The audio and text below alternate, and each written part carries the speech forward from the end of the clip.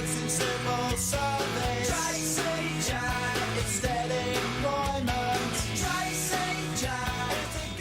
Such a great song. But his putt is erratic. Welcome back. Philadelphia just became the first major city in the United States to pass a tax on sody pop in an effort to combat sugar and obesity. Oakland, San Francisco, and Boulder, Colorado will vote on similar initiatives in November. Will Philadelphians slim down now, or is the government just getting a little too big for its britches? The party panel is back. Kristin Tate, Gavin, McInnes, and McCain.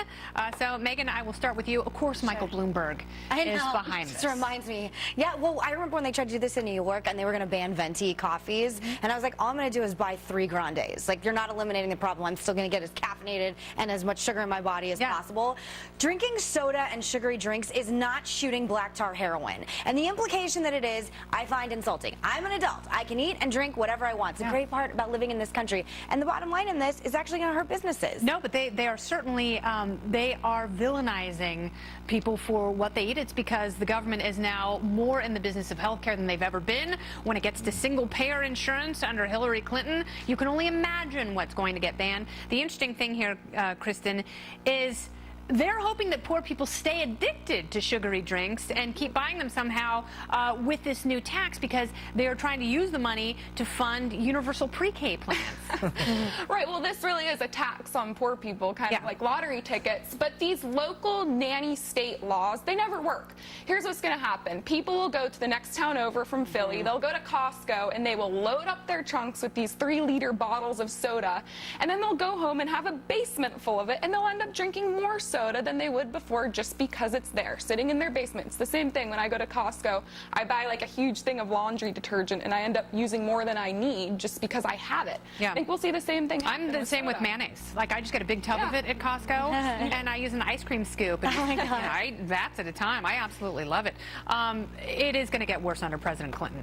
Yeah. Well, isn't this a great example, too, of the way the government operates? They don't see us as individuals. They see us as one dude, and they go, that guy's dying of obesity, so I'll tax that guy's soda, and then he'll be better and he'll be healthy. No, there's a huge myriad of people, and the ones that are fat from soda are having 3-liter bottles, not 1 can of Coke, but they just have this myopic view of the society where we're all equal, we're all the same, and it's incredibly naive. And where does it end? I mean, where does it end? What substance are they going to go after next? What form of judgment is the government going to use to tell you what you're putting in your head hole is now somehow morally unsound? It's not right, I tell you.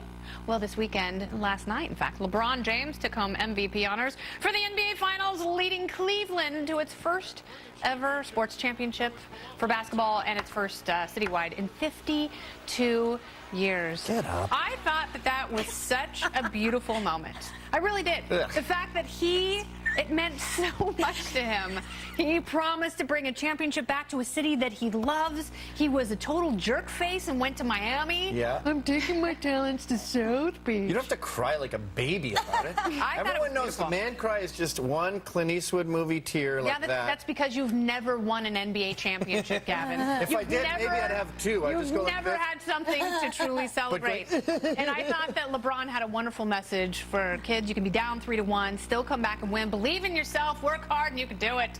I like that he did it in his hometown. I like that he came back to Cleveland. But the extent of my sports analysis is I support all Arizona teams, and I liked LeBron in Trainwreck. That's as much as I got for you right now. I don't pay attention to sports at all.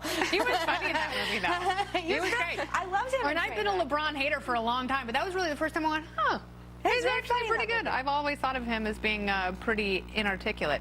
So the good thing about this, Kristin, is everyone's going to be in a good mood for the convention. Exactly. And, you know, I also, like Meghan, I don't know anything about sports, especially basketball. Don't think I've ever seen a game. But this is really cool for Cleveland because it's where the GOP convention's being held. And LeBron James he represents everything the GOP should represent, which is hard work and grit leading to success. So I think it's cool. Well, also, Trump's a winner. And so is LeBron James.